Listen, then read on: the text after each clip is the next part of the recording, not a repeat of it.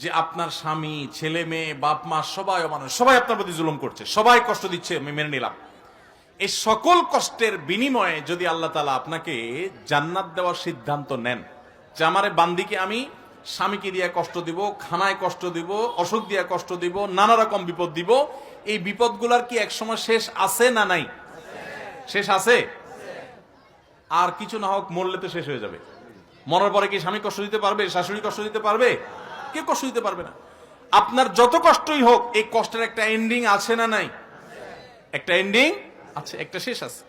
যদি আপনার কষ্ট শেষ হওয়ার পর আল্লাহ সুবহানাহু ওয়া তাআলা কিয়ামতের দিন আপনাকে বলেন, বান্দা তোমাকে অনেক কষ্ট দিয়েছি, বিভিন্নভাবে পরীক্ষা করেছি, তুমি সারা জীবন 40, 50, 60 বছর কষ্ট করেছো, এই 50 বছর টানা বহু দিক থেকে কষ্ট সহ্য যে করেছ, তার বিনিময়ে তোমাকে অনন্ত অসীম কালের জান্নাত, যেটা শুরু আছে শেষ নাই, সেই জান্নাত তোমাকে আমি ওই 40 বছরের কষ্টের বিনিময়ে দিয়ে দিলাম।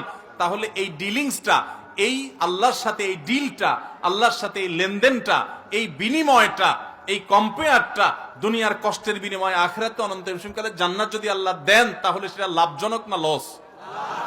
লাভ না? তো ইমানদার যখন এভাবে দেখবেন, তখন তার ওই দুঃখের মধ্যে থেকেও সুখের হাসি হাসতে ইচ্ছা করবে, সুযোগ তৈরি হবে।